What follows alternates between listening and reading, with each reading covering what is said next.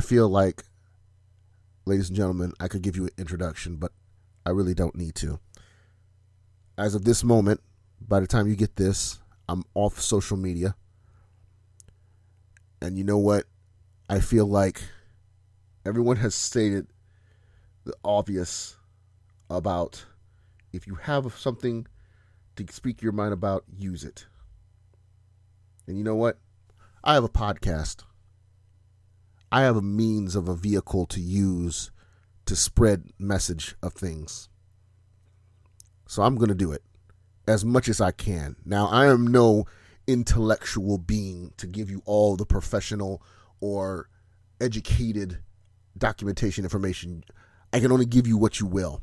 But I'm hoping that everyone, no matter what skin color they have, is listening to this podcast episode right now, because this is as serious as I can be when it comes to this episode, perhaps, in a sense of it. And I really wouldn't call it an episode. It's more of a special sense of it because it's more set case.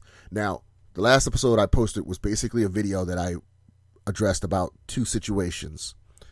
One, a situation between an innocent black man who was killed by police, and a white comedian who 20 years ago painted his skin to look like that of an African American comedian, and why there was more outrage on that comedian's blackface than the death of another innocent black man.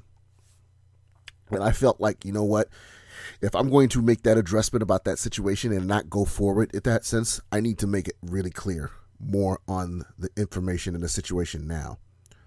So let me read off these names so you'll understand what I'm talking about.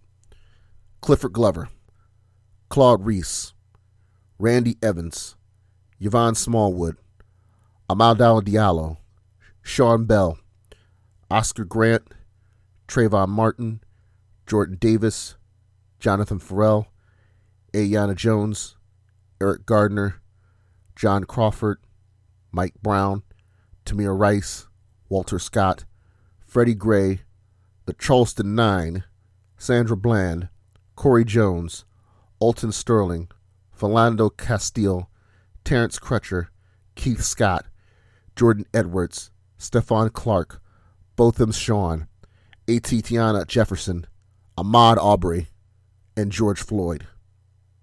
What these names have in common is that they are innocent black people, men and women and children, who were killed, assaulted, and violated by our own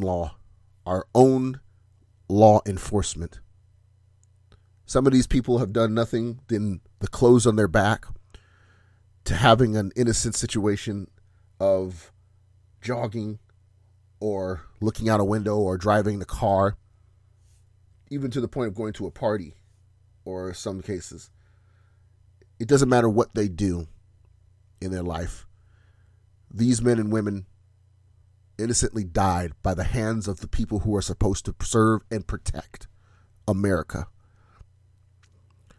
I'm pretty sure by the time you're listen to this episode, you have seen what's gone on for the last 4 or 5 days and continuation. This is something that a lot of people would say that I should say something in the case about it, but I don't. Or I don't have the right words to address it.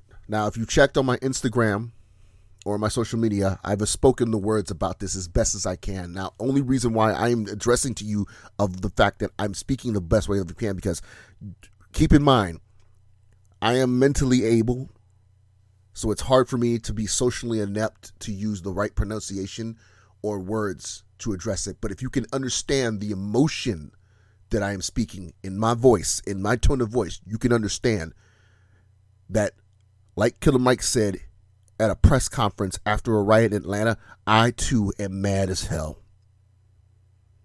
Now, on one side, my fellow people, my fellow blacks have gone out to the streets protesting, putting up signs, peacefully addressing the situation and not be silent, telling others, especially people of non-color, to speak out. And we will address that in a minute on that end of it. speaking the word, letting people remind that the fact this is not new to us of dealing with this situation. On the other half, buildings are destroyed, set on fire. Libraries, businesses, small brick and mortars, vandalized and destroyed. And some of them have not even been done by many of these protesters, many of these people. Riots has happened. Now, to some people, especially the people of NonColor, and I need for my friends, fans, and listeners of NonColor to understand, because some of you who I am hurt have defended more of the fact of the riots and destruction that you're feeling more than the lives of these black people. And you probably didn't even know it. So let me address a few questions. And I've had these notes down, so I'm going to make sure I get this right. Now, the first question I have to ask, if not riot or one knee, what way? Many of you remember athlete Colin Kaepernick stood on one knee to address the situation of innocent violence. But many of you, like most people who feel patriotic, felt that it was a sign of disrespect when it was nothing about the flag that was the reason, or the military, or our government. It was more about the innocent black people who were killed and why no one is saying a word of it. It was that initiative. The moment he did that, people were with the quickness, especially people of NonColor, insulted him, said words to him. Many of you have said it. You're being unpatriotic. You're disrespecting the flag. You're disrespecting the soldiers that are fighting for us and our country. Now, there are people in the streets from Atlanta to North Carolina to even LA, out in the streets destroying properties, trying to get the word across about this same situation, this same issue, the very same issue. And yet you people are standing there with your jaws dropped. You white people, I'm sorry, I apologize, but I'm going to say it. You white people stood there with your jaws dropped saying, why can't you do this a peaceful way? Well, we tried that initiative, if you don't remember. We all did the same thing with Kaepernick. We stood on the one knee. That was our peaceful option.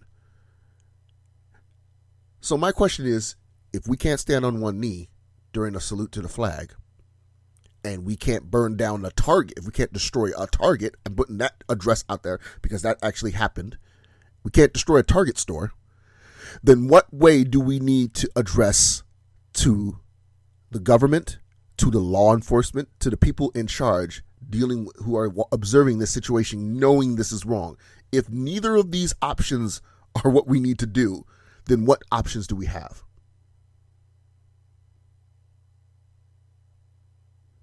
Dr. King once had put a protest of peacefulness in a situation for Selma. I'm pretty sure you all remember what happened to Selma. The same thing happened to some extent of it.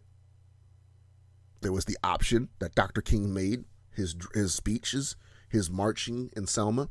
Then there was the other option, riots happening, people burning down buildings and destroying homes. This is not new. This should not be new to all of you. My heart hurts for many of my favorite celebrities of NonColor and friends of NonColor who first defended the fact that these situations of destroying homes and buildings were wrong. Now, I'm going to address a sub-situation to that. There are a few people of color, of my friends and celebrities and people who I support, who also, as well, has said this is wrong. We're mad as hell. We need to take initiative. But at the same time, they're saying we don't need to do this. We don't need to destroy buildings because that's what they want us to do. And keep in mind, I do understand that. But I have to address to you people as well. If we can't stand on one knee to send a message and we can't riot, then what option do we have? What other option do we have? There's no other option. It's that ultimatum. We've stood in front singing songs of overcoming, sense of it. We've done the kumbaya. As one guy mentioned in the video, we've done the kumbaya shit. Y'all just hated it. Y'all said we are mad about us for it. Now we take this option and you're just shamed that we have to deal with this. And we know some of you white people are not smart or are smarter than that. We know some of you are smarter than that. And to the fellow black people who have said this same thing in a sense of it, but are still protesting with us in a sense of defending about bad it is, you have to understand, we know we don't want your children and your grandchildren to see this. We know you don't want us to have this look of an example. But you have to understand, this has gone on for years. What other option do we have? If you're mad as hell as we are mad as hell as fellow blacks, then you should understand this is a situation that was bound to happen. Now, to be fair, to some extent, and I'm not defending those same black that I'm addressing to the same of it, there are some people we do need to watch. Apparently, there have been a few footage of information that there are police officers undercover who are instigating riots. There are people of non-color who are instigating riots, getting us blamed for it. There are even videos where there are African-American protesters who peacefully are trying to stop others from vandalizing buildings. So yes, to some extent, we could change that. And if we could do the whole 180 from the riot situation, that would be great in that sense. But how long is it going to last? That's my question. I feel bad that all those houses and those buildings and those businesses, whether small or big, are being destroyed. I do. I feel bad. But honestly, it was bound to happen the moment this injustice happened, this situation happened. The Achilles heel of that situation was the death of George Floyd. And the fact that not one, but all three officers, not all three, but only one of the officers responsible for his death was charged and arrested. And the other three were not. It's as simple as that. And then the worst part is that we have a current president, head of the state, who basically said the words, I believe the quote is, if they start looting, we start shooting. I have never been more livid of a quote ever in my life.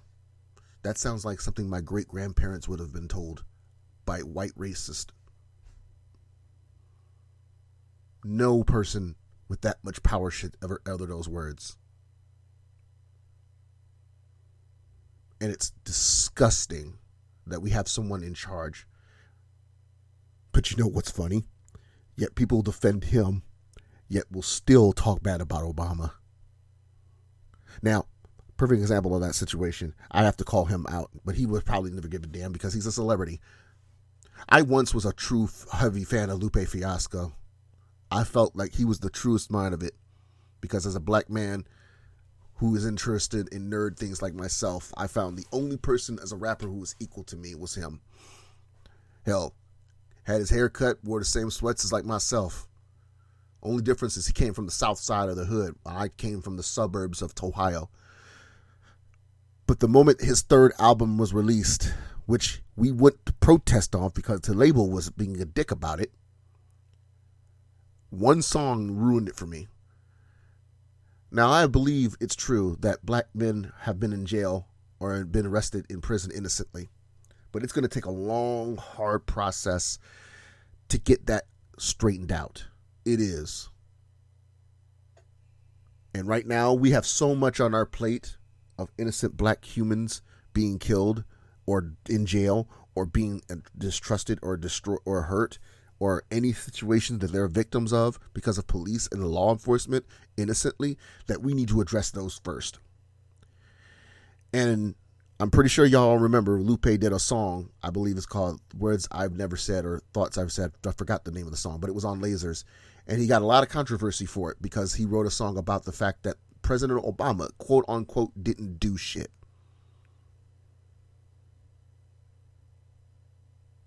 And he got a lot of controversy because of that.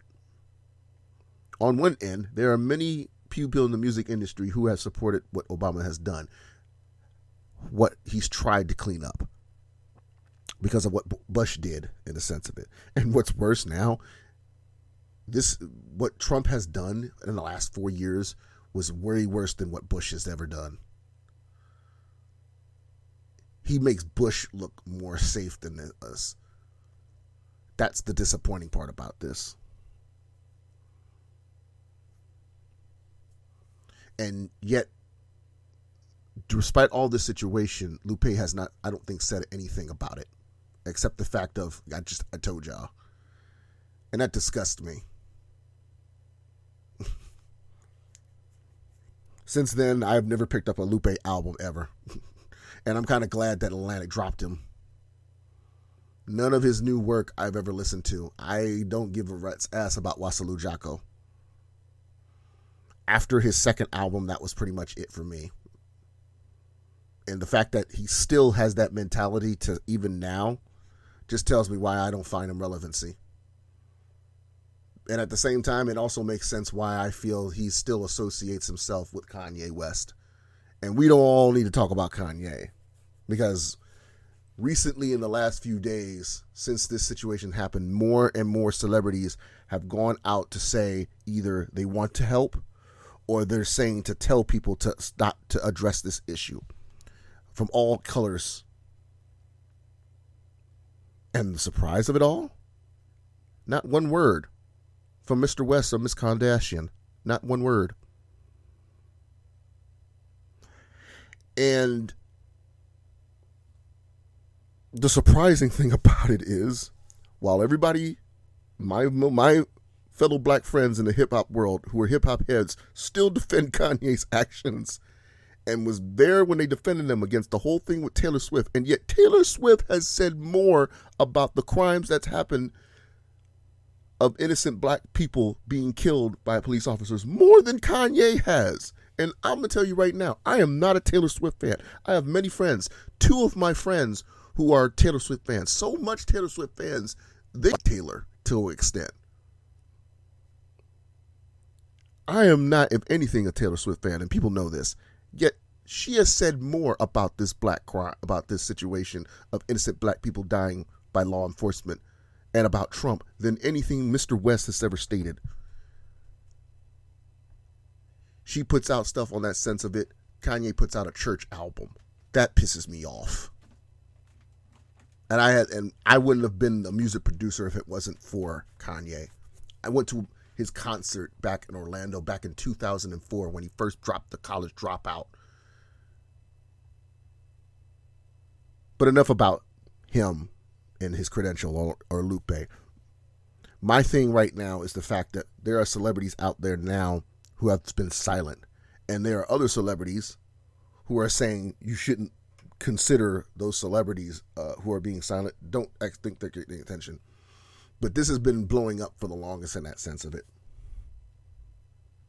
But my one thing is my upset of the people of NonColor who are more focusing on the riots and less on the protest and the issue at hand, and more on the riots, the destruction in the buildings. And then my fellow blacks who are more worried about that situation, yet they still want to be mad, but say that we need to. Yeah, I get it. Killer Mike at the point said he didn't want to be there when he made an addressment in the Atlanta by saying that we should organize, strategize, and mobilize. The man once even said that black people should be able to have the right to be defensive by having firearms with them to defend themselves, which a lot of people took wrong. But honestly, that's a mentality of someone, a militant of the sense of it. That's Killer Mike's opinion and sense of that. Now, I respect the man in his music and his artistic status case of it, because after all, let's not forget, this man was a Bernie Hell supporter and still is. But some of his active methods, in the sense of it, comes from a different perspective. There are militant backgrounds, and there are more of the sense of perspective, of peaceful sense of it. And yes, they can even sometimes use Dr. King and Malcolm's speeches and Brother Shabazz's speeches and their thought processes to use an example. Anybody can do that. Bernice King, who I believe is the daughter of Dr. King, has stated, there are many people who have used my father's words but don't understand what they mean, but try to use it as an example to defend the actions that black people have done that's wrong. And it's like, no. That's why I'm like, and I completely support her for that.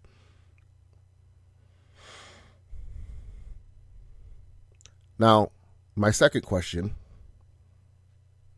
is based on the situation that I mentioned earlier before, for you white people out there. Your reaction to this situation. Now, I'm going to give it to you like this in a list with it. If your first reaction is more on the destruction of property than the riot situation, then you don't have to say you're a racist. You just pretty much shows what you're defensive. But you might as well call yourself one, a racist. If you want to say and dignify the fact of the innocent maybe situations that a police officer has done more than what happened to any of the black victims, then you're obviously consider yourself a racist, even if you're not called, even if you don't believe you are. It doesn't matter how blue in the face you can say you are. Those actions speak louder.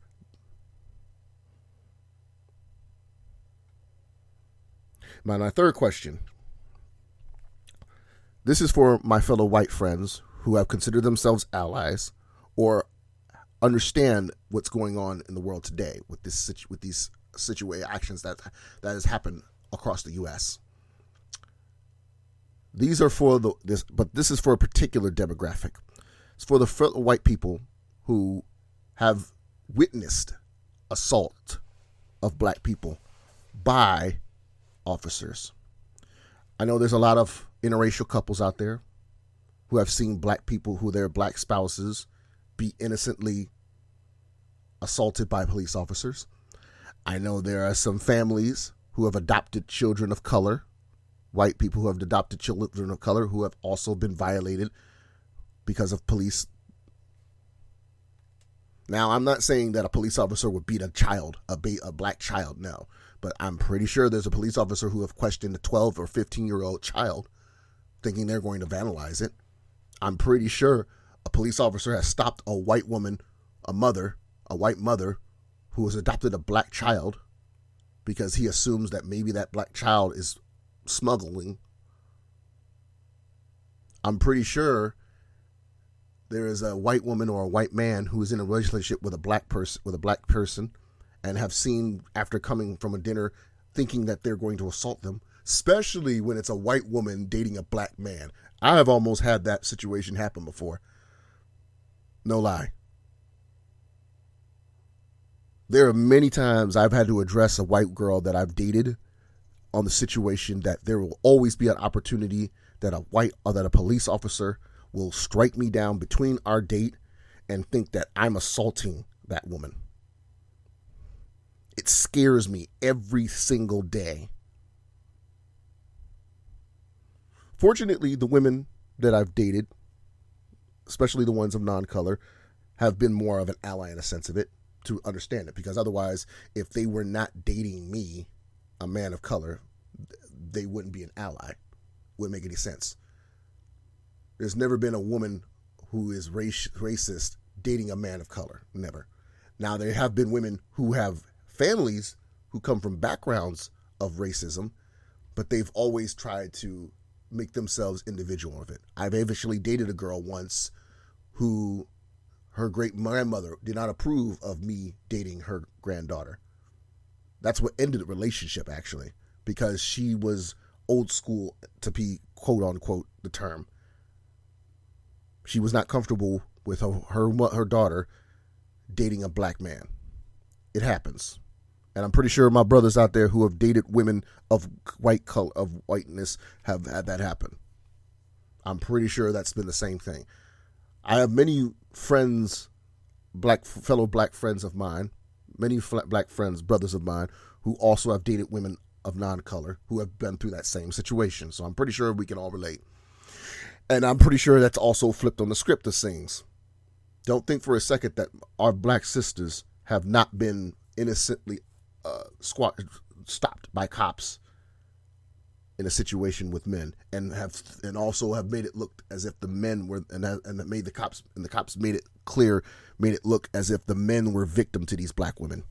There's always a situation that happens. Gender has nothing to do with it. My fourth question originally was about the difference between life and a brick and mortar. That's extending to that part, to what I said before. The fact that people are more worried about a building, a house, a factory, than a person's life. And that also goes back to what I said before about the second question, reaction. If you truly believe that black person's life, especially a person of color's life, is less important than the fact that you find more important a building, a store, a brick and mortar that can easily be insured and replaced. If you find that more important than an innocent black life taken, it doesn't matter how many times you're blue in the face to say you're a racist. That mindset automatically makes you a racist. It will make you a racist upon my eyes. It make you a racist upon anybody else's eyes. Now, my other last question in this situation is ancestors. This goes back to what I stated before when it comes to men who have of color, my fellow brothers who have dated white women in the sense of it, or women of non-color. But this also goes to the women and the men of whiteness who have relatives who shown signs of racist when it comes to you dating a person of color, especially to like I said. How have you addressed that situation? Are they willing to be open of discussion? If they're stuck on their ways to say that, hey, I'm not okay with you dating a black person. I will never be. I don't respect black people in that sense of it. I don't care for black people. If you feel that they have that mentality, I'm afraid you're going to have to make a decision. Now, it's not my choice to tell you that you should not be with your family. No one should split up with a family, but you will have to understand, depending on your relationship with this person of color you're dating, and depending on how you feel, mindset about people of color, it's going to affect your relationship with your elder. And I'm only saying elders because 90% of the people who still consider themselves more in the racist, prejudicial sense are from elders because they lived through that century, the 50s, the 60s, the 70s, the 80s. Those years, racism was still around in its more heavier set situations compared to now. Those situations, they've lived in, they've adjusted to it, they've been through that life to know that, hey, it was normal. Some of them were raised by their parents in that situation of that style. But do you really want to have to deal with that constantly as long as you're in a relationship with a colored person? Are you willing to still accept that emotional damage or emotional negligence of the fact that your elder, someone you probably appreciate and care a lot, still feels that the person that you love, that you're willing to give half of your life to, who is different because of the color of their skin, is different than yours, that they find it repulsive? I can give you another perfect example in the sense of it. My father, despite my relationship with my father, my mother and my father, and before their breakup in the sense of it, my mother has had a discrimination within my father's family. My father's mother, who I feel does not deserve the respect or my appreciation to be called my grandmother. So I apologize if I have to refer to her as my father's mother. I feel like to earn that title of grandmother, you deserve that if you give them the respect to my parents, and that's how I feel a sense of it. My father's mother does not deserve that, and I'm going to tell you why. For years, she has felt that my mother was not worthy of my father, and it was mostly because of the fact of the color of my mother's skin. My father's mother is non-black, but she is biracial. Hispanic, black, and a little bit of Native American, I believe. But more of her Hispanic and Native American is shown within her. My father's mother's name is Catherine, by the way. So I might also address her under her real name. Now, Catherine, for years, had been disrespectful to my mother, had never appreciated my mother, even after my parents got married. It wasn't until years later when my mother, even though they were married, did not make visits to Catherine at my father's old home. Now, I believe my father's father, his name is Robert, so I'm also going to refer to him as Robert. So Robert and Catherine, my father's parents, while Robert had no much care for my mother in a sense of it, Catherine made it very clear she was not respectful to my mother. So whenever there was family outings, Catherine's house, my mother would never show up. It would always be my brother and me with my other siblings. It wasn't until I was 11 or 12, I believe, that at one point I realized that Catherine did not have any not respect, but more of negligence of myself and my siblings, because we were also colored children. Imagine your grandparents coming over to have a family dinner, and you want to get a picture with your children and your grandparents, and your grandparents don't even want to touch you in the picture because they feel that you could catch a disease. Now, any germaphobe could say something like that in defense of it, I will admit. But the way she had stated it, according to my father, was the way that he had made it seem, because she had made it very clear after the picture was taken, she did not want to touch those colored children. Imagine saying that in front of two children who are 7 to 8 years old. And this woman's supposed to be biologically your grandmother. I had to deal with that for 30 years. And within 10 of those 30 years, I had to pretend to put a smile on my face, give her a hug, because she was old, she was senile, and she needed a lot of help. I've even came over at times after college was done with class. I would come over to her house and fix her computer, because she would look at me as the techno grandkid kid. I would come over on holidays and spend time with her, with my father, out of respect of my mother. That was the only reason why. So when she passed away, I did not go to her funeral. But I did tell my father I send my prayers. But that's about it.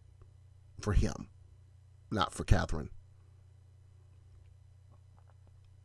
My mother, for 30-something years, had to deal with the fact that my father's mother did not want her to date him because of the color of her skin. And now that they're divorced, well, before they passed away, Catherine and Robert felt that it was a blessing in disguise. So, to my friends of non-color who are in interracial relationships, I've observed that situation from that angle.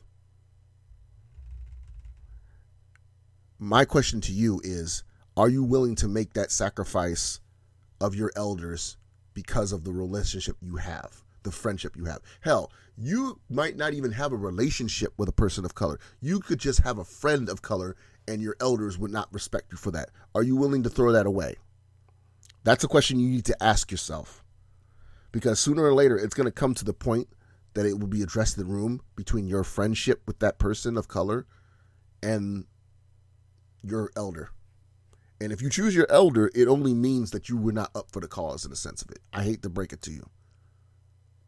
It's the honest to God truth, because it has to be one or the other. And it needs to be the other half. Now, the other option, there's three options in the sense of it. There's always the three options.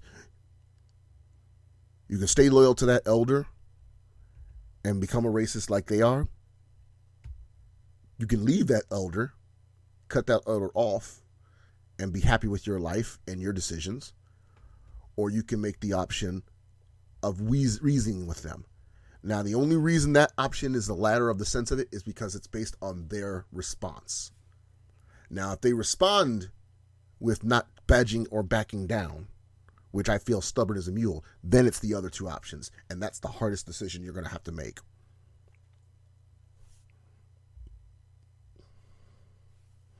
So,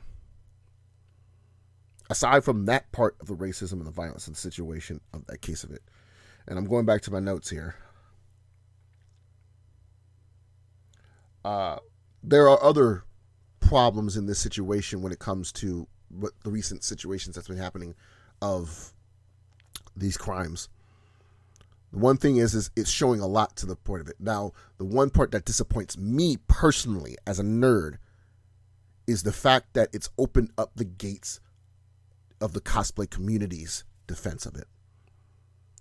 Now, for those who are not familiar in the cosplay community in the sense of it, the community in the cosplay world is always to be of unity, love, respect, and friendship.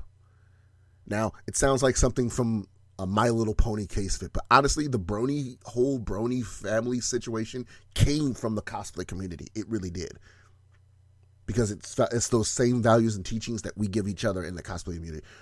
Because we're supposed to be united together because of the fact that, hey, we are all nerds, weirdos, freaks of it, but we love the same stuff together, and we're willing to dress up as these characters that are based on fantasy people, and we're willing to be silly and show our love and admiration for these characters and these shows and these comic books and these games and these movies of these people or celebrities that we love and know. We want to be, we're all being weird together. Basically, it's the one phrase of let's be weird together and love our weirdness to each other. That's what it's all about, especially in the cosplay community. And I say strictly in the cosplay community, mostly in the sense because it's coming from me on my perspective as a photographer who has worked in this community. I wanted to become part of this community, more value in the sense because of the fact that no matter who I am, what I like, what I dress, how I think, and how I love things of it, I would not be judged on that. I would still be given the love and appreciation by somebody in that community in the sense of it. Not everybody has to. Oh, believe me, the cosplay community in the sense of it, for those on the outside who don't know, there are some people in this community who don't like each other in some reasons. There are. Don't think it's all that. I thought for once early in my career, I thought it was like that, but it's not. There are some people who are very vindictive and selfish and doing it for just clout reasons.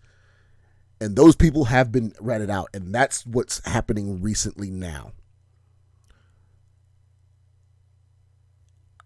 Back in, I believe, 2016, 2017, I went to ColossaCon, and it was the first time in a year I went to ColossaCon because I was in Arizona. A lot of you know I relocated to Arizona for about 7 months back in 2014, 2015. I came back to ColossaCon, and the one surprise that happened to me was there were three things that happened during that time. One, I got to reunite with Jessica Negri because I went to New York Comic Con and I met her. This was the second time that I would meet her. She went to ColossaCon for the first time, so she recognized who I am. So I was very excited about that. And everyone knows who Jessica Negri is. But the second thing was I got to meet Mika Burton. Now, of course, many of you know Mika, aka Michaela Burton, or Mika Burton, not only is she a cosplayer, an actress, a voiceover actress, a gamer, but of course, she is also known to be the eldest daughter of actor LeVar Burton. A very, very well-known actor in the African-American community and Hollywood. Basically, he's the other reason why I also don't mind wearing glasses, because I always felt if Geordi LaForge, his character from Star Trek The Next Generation, can be blind and still work in engineering, then I can be a geek myself with glasses and not be ashamed of that.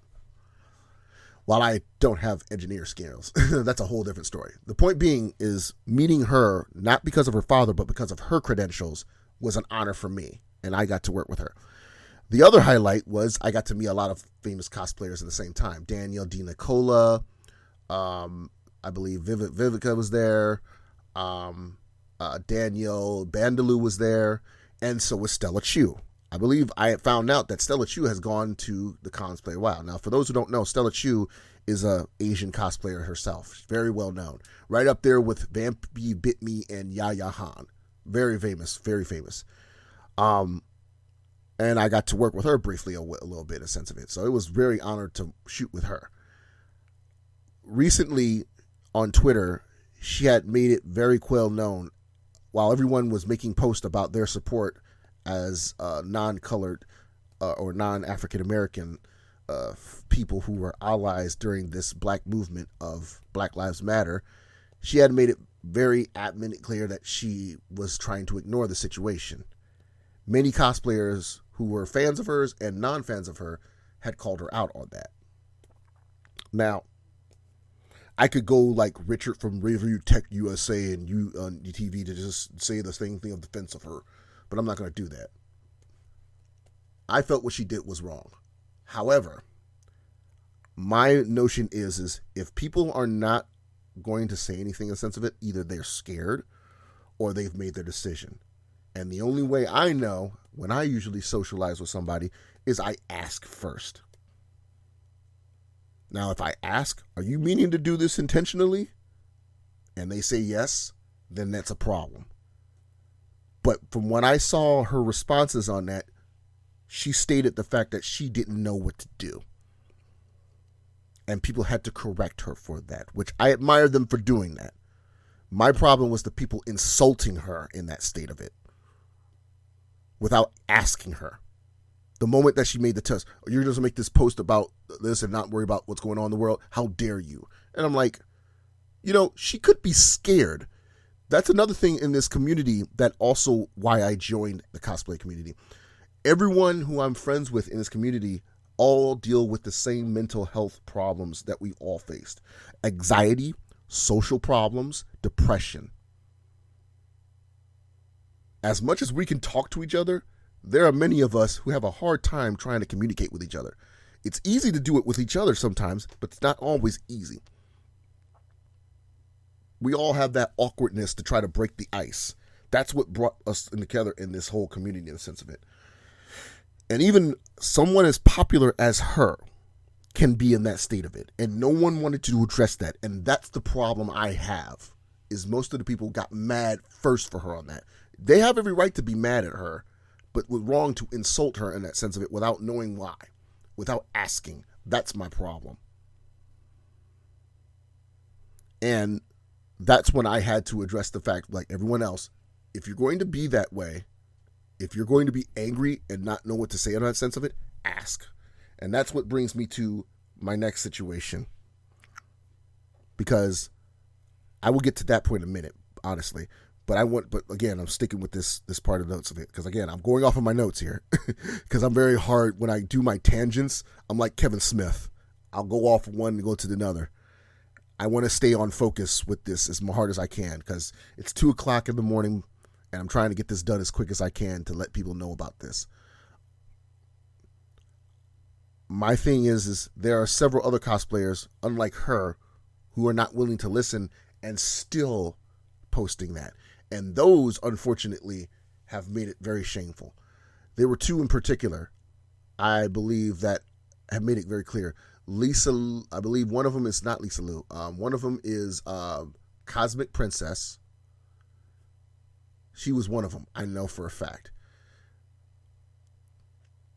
It disgusts me when I see cosplayers, famous ones, of non-color, who are admiring our culture, whether it's the music we listen to or the fashion that we have, and yet don't say anything about it, even after we ask, have you seen and known about it, or are you willing to say anything?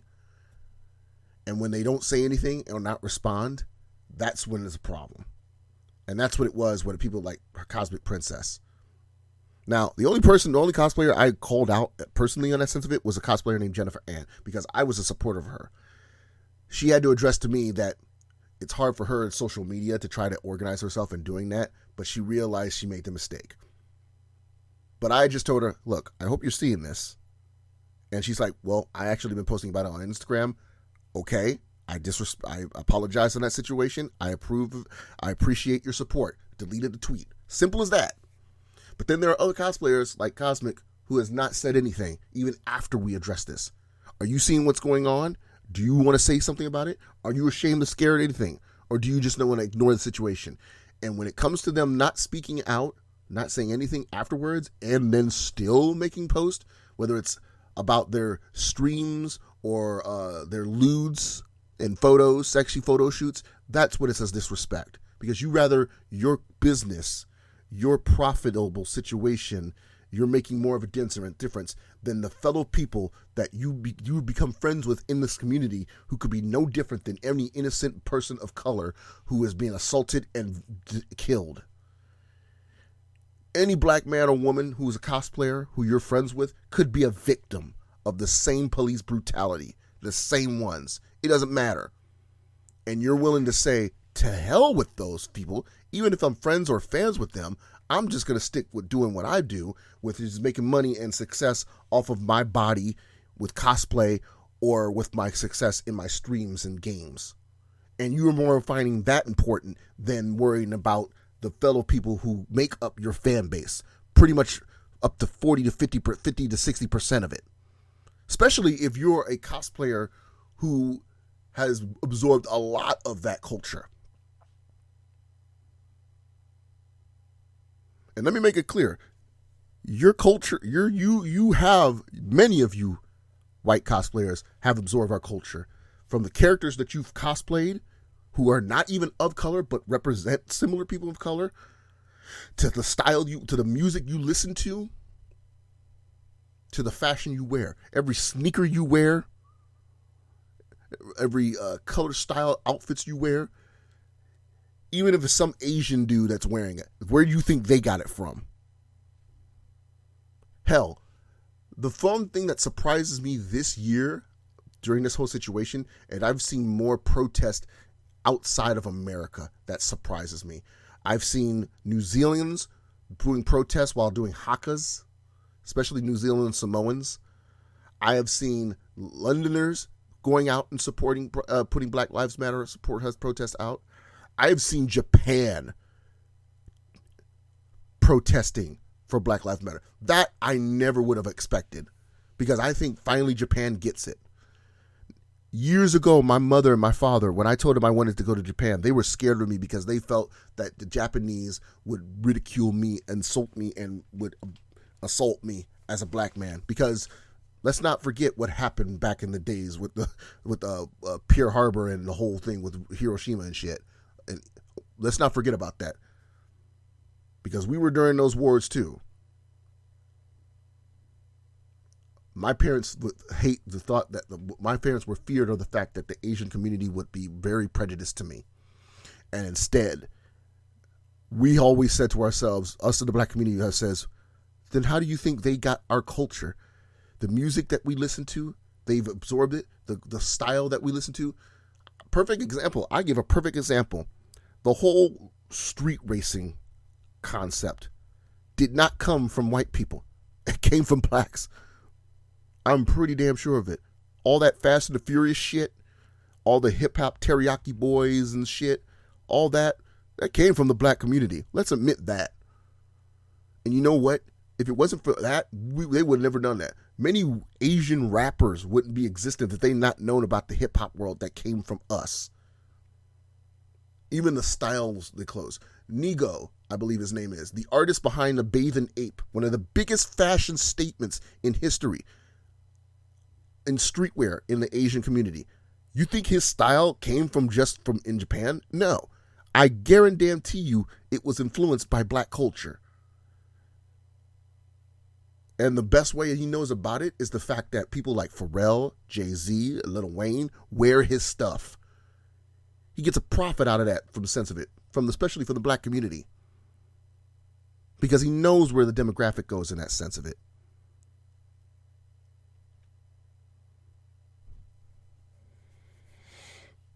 So don't think that our culture did not influence the sense of it. Now, again, there were some moments back in anime and in some cultures and stuff that their racism still was a rise on that sense of it. But it's changed now. So to see the Asian community even support us, black people, during this situation is a shock. It shows that change of it. That other cultures from other countries are even standing out to say this is wrong of what's happening and should not be overlooked is something of love I would never expect. I never thought I would live to see that day of it. That's the positive of this situation, personally, for me. Now, back to the cosplay community with that same sense of it. It's why I personally understand why people are angry at certain cosplayers or that. But my thing is, again, go it the right way. Ask them first to see if they're scared to say anything. Because I admit it, for all you people, white people and Asians out there who don't know what to say, I get it. It's a scary situation to tip your foot into that hot pool of anger and rage and discrimination. It's hard to dip yourself in that situation because you don't want to deal with conflict. I completely understand that. But that's what I'm going to get to in the last part of it. And if you bear with me, you'll understand why I say that. So what I'm going to do now is I'm going to address the solutions to the problem in this situation. And in that sense of it, what I'm going to say is when it comes to the solution, it's something as two things in a sense of it. But it depends on that demographic.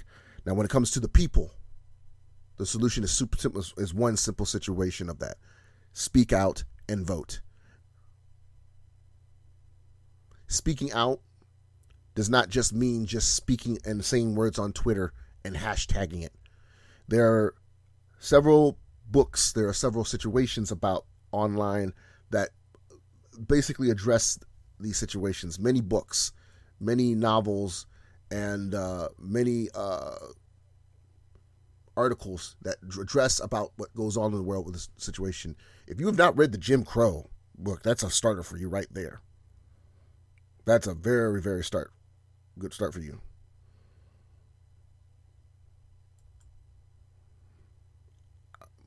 I'm going to go off of one list as of right now to give a good idea of certain novelizations that's good about that sense of it. There are articles, websites. There's an article of a decade of watching black people die. That's on the NPR Code Switch that you should look into it. There's an article from Dr. Abraham X Kendi, who is a historical professor of director, who's writing for The Atlantic, who's a best-selling writer. I believe the book is called How to Be an Anti-Racist. Perfect example. Another example. There are many books that are for anti-racism resources. Books of many of them.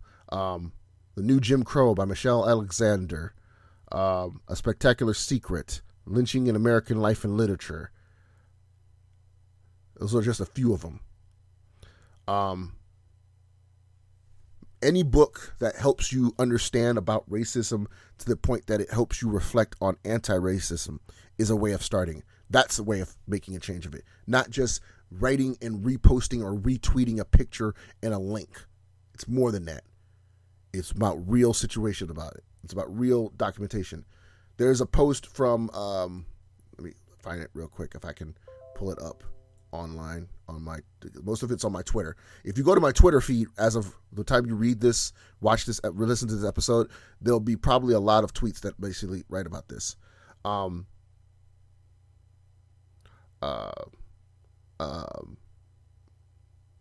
a master's in sports psychology and former athlete Emmanuel Acho has actually posted a video that basically talks about a thread that tells how you can stand with us and people that look like us, the black us. We're basically saying educate yourself. That's the main bar of what I'm saying. Educate yourself and speak out. Learn about this situation, because that's the only reason why we feel you're not understanding us and what we're and the sovereignty and injustice that we're dealing with is the fact that you don't know it. And that's what I want to tell my fellow brothers and sisters in this black community. If there's any person of non-color who is asking what to do, don't just be mad at them. Give them the resources. Tell them what to do. Don't just say, well, you need to be angry. Educate them. Give them the knowledge and the resources that we've known for many years, that we've gotten from our ancestors, from our great-great ancestors, from our families, from people who we respect in our culture, and to give to them to understand and learn and grow from it. Because if we don't, that's what change is all about. Because if we don't, they're never going to understand. You see a white person that says the same thing about the fact that they're more worried about the riots and destruction and less about the black people, and yet they still want to feel like they're an ally, but they don't know how, and they're asking. Give them the answer. Don't just be mad at them. I've seen more angry black people who are responding to people of non-color, who are questioning, who are literally asking, what should we do? Why? Who are not giving the answers. They're just angry. And nothing's going to come out of that. That's no different than that. The fact that you're responding with no answer, no solution to them, because of what they're saying, when they're just trying to understand, makes it even more the reason why the situation of why riots are happening. It gives them more reason to understand why they want to be angry. Two of my favorite wrestlers, Torrie Wilson and Chris Jericho, who I know are not racist. They can't be. They've worked with every culture in sports entertainment. Both stated online that they don't understand about why there are riots and destruction of property happening. Yet people are more mad at the fact that, oh, Jericho, you're not with the cause. Torrie Wilson, you're not with the cause. We're ashamed of you.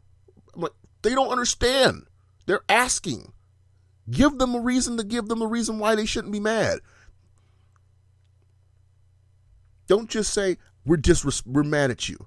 And again, I am not defending white people who are saying this. I'm not. I'm just saying, think of the logic of that.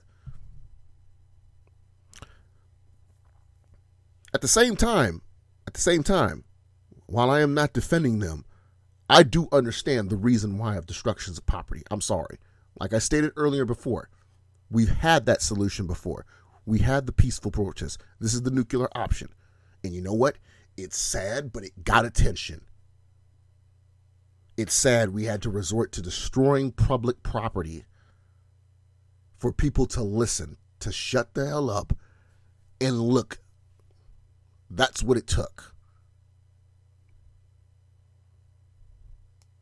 To the point that I have literally looked online social media and I have seen half of every company from Ben & Jerry's to Twitch write about how they stand in support against racism. PlayStation made a public statement that they're delaying their press conference about their new console because of this racism.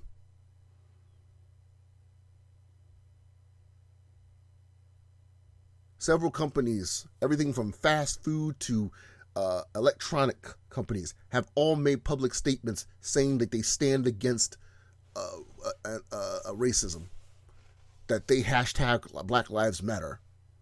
They made it clear in support of theirs, even though some of them are questionable. Like, for example, WWE. While they made also a statement saying that they support Black Lives Matter and the fact that they give respect to their black associates and athletes, I wish I could say that I could believe them. Because why? Because they've made several problems attention during the early 90s of that situation. When Vince McMahon was talking to John Cena, who basically stole our culture to make his persona. And hear Vince McMahon say the N-word in front of Booker T. From that to Jordan Miles, or ACH as he's now called, a wrestler who had high potential, an African-American wrestler who had high potential at NXT and WWE, leave the company and protest against it because of a colored shirt that made it look like it was on racism. A t-shirt that was symbolizing blackface. So yeah, there are some companies that need to be addressed on that. And believe me, on social media, they're not left out. They have been questioned. But then there are some companies where people are basically speaking out and we believe them. Like Ben and Jerry's, I will go back to again. They literally posted a link basically stating about the true facts of police brutality and the culture of white supremacy. Now, Ben and Jerry's, an ice cream company, one of the most recognized ice cream companies in the world, that was formed by two white hippie dudes, are basically stating on that with facts that shows that this police brutality is another example of white supremacy. That is unbelievable. But that, again, it's showing progress on the sense of listening. Now, there are a lot of celebrities who have also stated they're stopping their projects, stopping release dates, stopping protests. Some have stated that they won't be online at the time of it within a few days because of this culture situation, because of this protest situations. And it's come to the point from what I've read online from some states that it seems like every state in the United States has all come to this protest of the situation, have all made protest. The last time I seen something of this nature was Ferguson.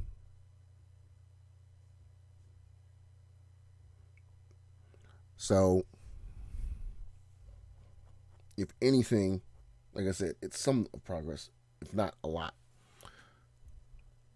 But that doesn't mean that it's over. What we as the black community is saying, even after you make your tweets, make your posts, send donations, do your reading and education if you have to, and even if you vote, which is the other option. And I don't really need to explain to you about voting, because let's make it clear. We all know this supremacy situation is led by one person.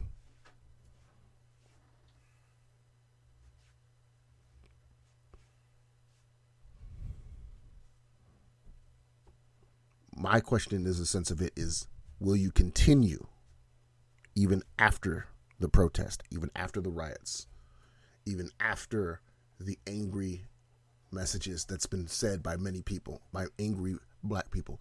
My thing is will you continue? That's the question. Will you continue to support and stand up for equality for us? I'm speaking directly to you white people out there right now listening to this. Every white person out there who wants to consider themselves an ally, because I want to believe there are good white people in this world. I want to believe it. I live in a household with them. I have a friend of 5-6 years who is one. I'm in a somewhat of a small relationship with one. And I want to believe that every single one of them who are not colored, who are not African American, that they are supportive of me and my people. Just like I want to be supportive, and I want to make sure that every one of you out there, every one of you white people out there is supportive. That or willing to start supporting. Because this is not something that needs to just fade away and be quiet again. We've had too many deaths by innocent men, women, and children, black people. to have this happen. This is the only reason why it's gotten worse. Because after death, after death, after death, after death, with the injustice that's happened, it still hasn't changed. And enough is enough is enough. I've made it clear officially, by the time I did this episode, I've made it clear to every one of my white friends that I've once agreed to disagree with them on their opinions about Trump, that I'm no longer going to bite my tongue. The reason why this police brutality is going on because of white supremacy, and it starts with Trump. I don't need to give you the reasons. You can ask every single person of my color the reasons. You know the facts. You see the situations. There's no need for me to address that.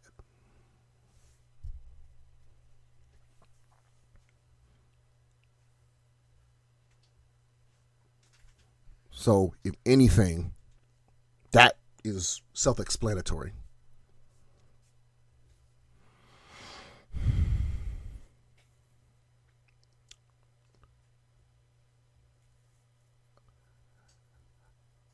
To my fellow brothers and sisters of color, I just want you to know that if there's anyone out there who still wants to be an ally and still are given the opportunity to ask what to do, don't be angry at them.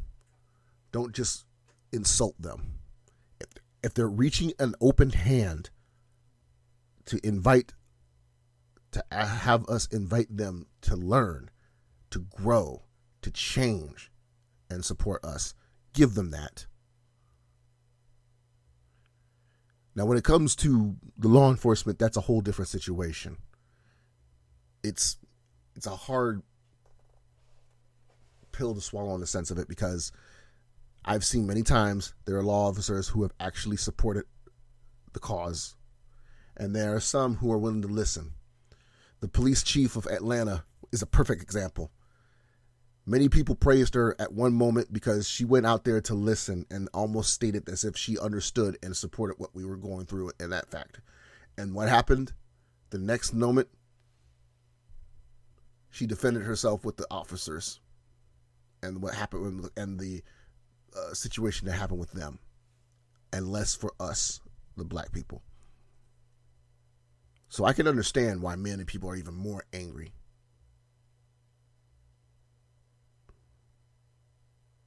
Now, I'm not going to say there are good cops in the world. I can't say that, honestly. I had a cop in my own family. My father's brother, my uncle, was a law enforcement officer, and he was crooked as they came. It is. So I am sorry to my friends and family, or my friends more of non-color, who have family members who are officers of the law. I'm sorry. I'm sorry to all my white friends who have friends and family and spouses who work for law enforcement. Hell, I live right across the corner from a fire department. But I'm sorry to all my white friends who have law officers in their family. I'm sorry. But I can't trust you as throwers can throw you. There could be one moment where you have a bad day and you decide to take it out on an innocent black human being, that'll end in the way it did. For all we know, those officers who assaulted George Floyd could have had that same reasoning. Just like every other officer who assaulted every other black victim that has died from police brutality. They all could have done the same reason. Because they had a bad day. It's still no excuse. None whatsoever.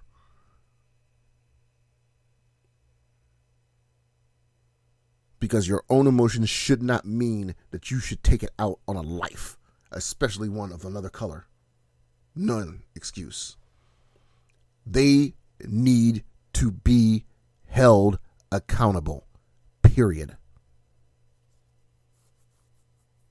That is what we're asking for. And arresting 1 out of 4 officers responsible for George Floyd's death is not going to cut it. It's not. That's why the riots are happening. That's why the protests are happening. And the fact that we have someone who has high power in Washington who's ignoring that situation, who's not even making it clear in that situation, who is willing to state a racial phrase of, if they start looting, we start shooting. That shows he does not care, time and time again, for this racial community. Proof existence of that shows exactly why he should not be running office. That's where the voting comes in.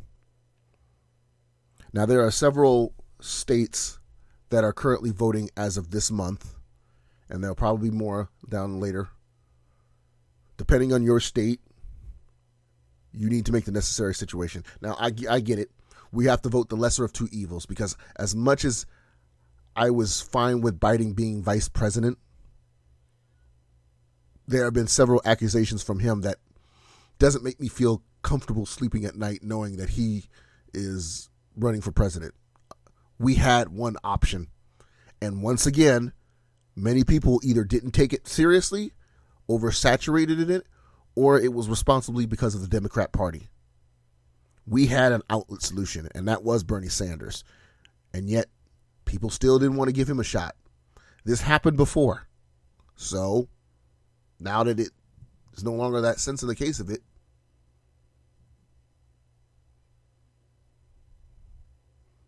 we have no other choice.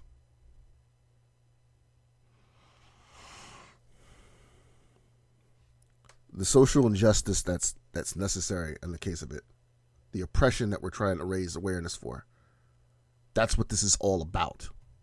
It's not just one or every one of the black deaths of every black person who has died from police brutality. It's not just that.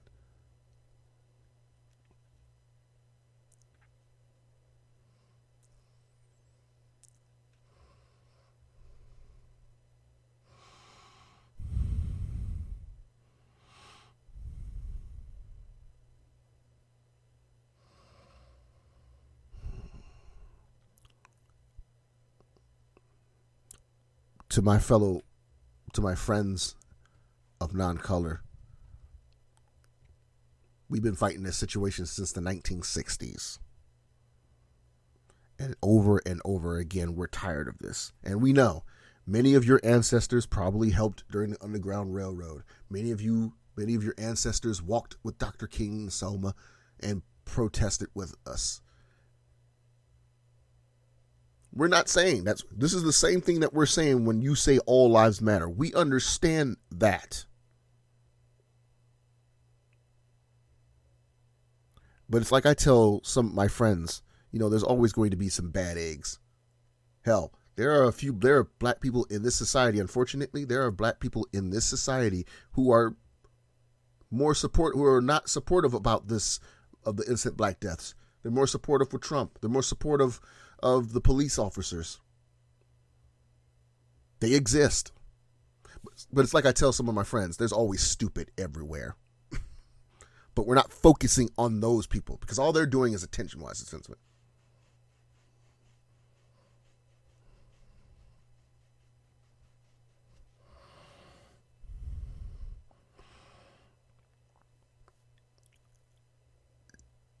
I want you to understand, and I'm making this episode essentially because I want all of you, especially to the white folks out there, my friends who are white, to understand what we're doing, why we are fighting, why we are making a noise in the world, why this is happening, and why we have to do this. Because it's gone too freaking long.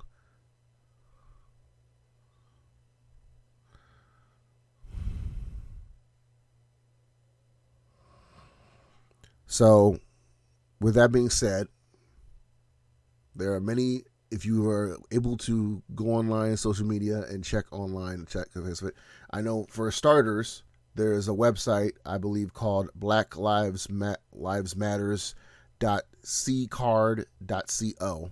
I believe that's the website. That's a place to start. From there, further down, be sure to just know that case of it. In the sense of reading up. If you have a friend who's black and you see how angry they are to the point they might not talk to you in a sense of it, and you don't understand and you want to support but you don't know what to do, ask them. Ask them what you can do. If you're any person of color, of non-color, who wants to know what to do and doesn't know what to say, and you have friends and family of color, and you know they're angry as much as I am, as much as everyone in this culture is, and you don't know what to say, and you want to figure out what to do, ask them. Speak out. That's what we're asking for. Saying nothing, ignoring the situation, and doing things on your own is not the solution. And that I want to also address that to all my friends of non-color with mental health. I get it. It's enough to make that trigger hard. I've had many times with my mental health that I don't want to say anything, that I don't want to get involved because I don't like conflict. I don't like confrontation. I get that. It's scary as hell. But this is one of the moments in time that you have to say something. Or at least state why you can't say anything. There's always that initiative to say, well, I don't know what to say because I'm scared that a conflict's going to happen. I'm scared that if I say something, I'm going to offend my friends of color. I'm scared that my friends of color will attack me who don't want me to be involved in this. I'm scared because I don't want the people of color who I'm friends with or family or I know or I care about with to think I'm racist too, just because I'm trying to say something that I'm mixing my words with. It's okay to be scared on it. It's okay. It's scared. We understand that to the sense of it. But what we're asking you to do is wise up, to listen, to grow and learn and be angry with us. Because that person who's next to you of color, who you care about completely, cannot be there in a moment because of police brutality and white supremacy.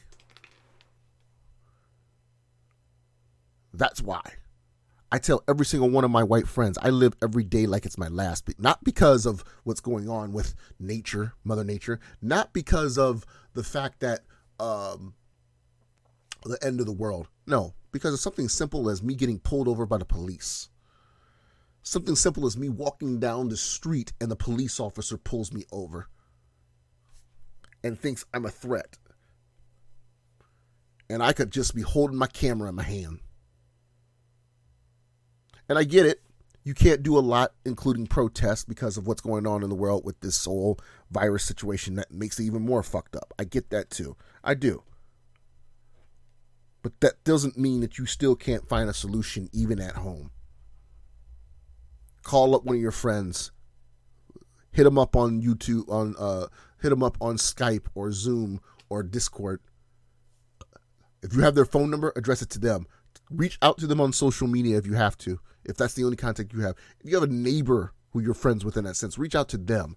Whatever you have to do to show that you want to learn, that you want to listen, that you want to understand why and how this situation is going on.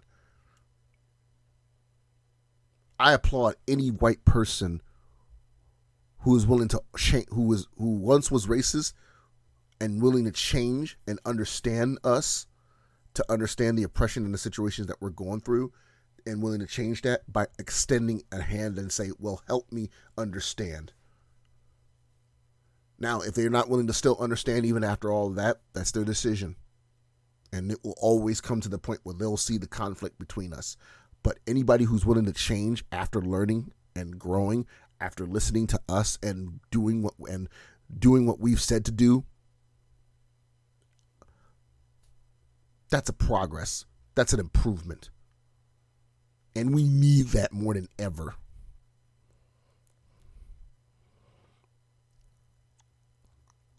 And I'm not going to lie.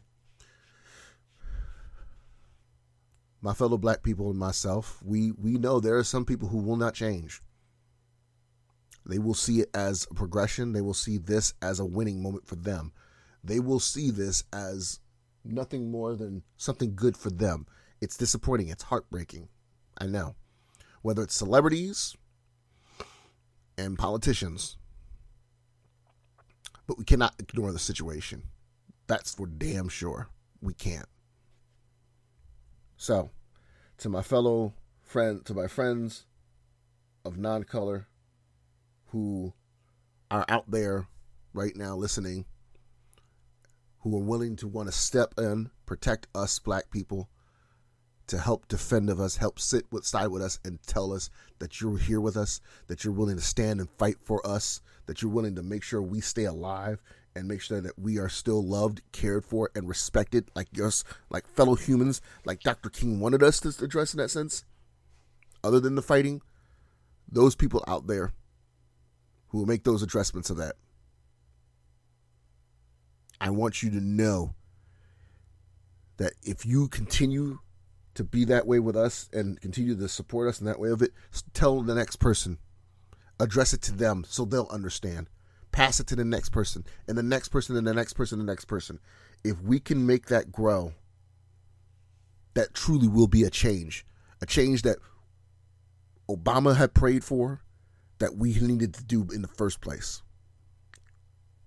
A change that needed to happen since the 60s and 50s. Because I tell you one thing right now, if nothing changes even after these protests and riots with another Black Death happening, I'm scared of the next African American man or woman and child, another brother and sister that I respect, that I loved or even know, could be that next victim. And how long is it going to be till this world stays the way it is and intact for another death of another fellow black person? I'm not willing to die for the fact of, in the sense of injustice of it. It's not happening. If nobody's going to defend me because of my race in the sense of it, then I don't need to worry about anything else. So that's my thoughts of it. What I'm trying to say is I will not be the next black victim killed by police. But if something doesn't change, I could be.